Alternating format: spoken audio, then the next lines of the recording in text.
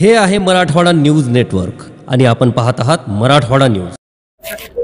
सर्वप्रथम मी सर्व नांदेडच्या जनतेचे आभार मानतो आणि अत्यंत अटीतटीच्या निवडणुकीमध्ये नांदेड लोकसभा पोटनिवडणुकीमधून माझा हा विजय झालेला आहे।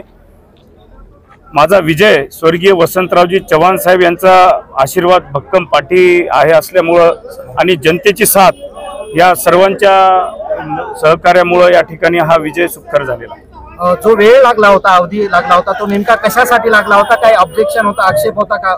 नाही, ऑब्जेक्शन वगैरे काही नव्हतं, कारण ते शीट्स वगैरे बनवून ऑब्झर्वर वगैरे व्हेरीफाय करून त्याच्यासाठी हा अवधी लागलेला आहे। ते बाय प्रोसेसचा भाग आहे। विधानसभेमध्ये महायुतीच्या सर्वच उमेदवारांना क्लीन स्वीप मिळालेली आहे, मात्र लोकसभेमध्ये तुम्ही निवडून आलात।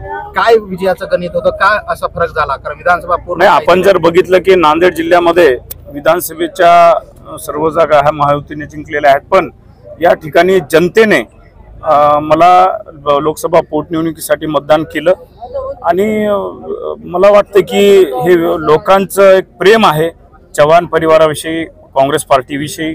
आणि जे काँग्रेस पार्टी जेव्हा अडचणीत होती तेव्हा स्वर्गीय वसंतरावजी चव्हाण साहेबांना हा गड राखला होता।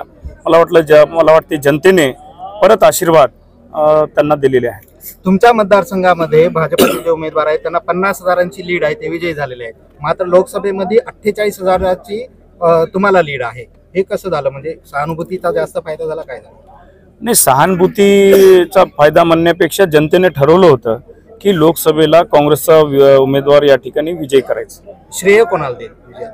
नाही, विजयाचं श्रेय हे सर्व जनतेला मी या ठिकाणी अर्पण करतो। 9 जागा महायुतीकडे आणि तुम्ही लोकसभेला निवडून आलात, आता काँग्रेसकडून तुम्हाला एकाकी झुंज द्यावी लागणार आहे, कसं बघता याच्याकडे? नाही, असं आहे की या ठिकाणी स्वर्गीय वसंतरावजी चव्हाण साहेब यांच्या निधनानंतर माननीय आमचे संसदेचे विरोधी पक्षनेते माननीय राहुलजी गांधी असतील, मल्लिकार्जुन खरगे साहेब असतील, के.सी. वेणुगोपालजी असतील, आमचे महाराष्ट्राचे प्रभारी चेन्नीतला साहेब असतील, नाना पटोले साहेब असतील, खासदार रजनीताई पाटील असतील, अमितजी देशमुख साहेब असतील, बाळासाहेबजी थोरात साहेब असतील, ह्या सर्वांनी माझ्यावर विश्वास टाकून या नांदेड जिल्ह्याची पोटनिवडणुकीसाठी मला उमेदवारी दिलेली होती।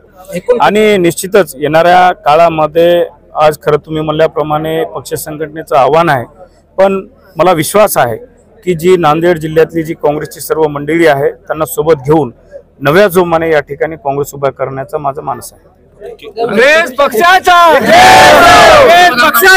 न्यूजला सबस्क्राइब करा, लाईक करा, शेअर करा, बेल आयकॉनला क्लिक करा।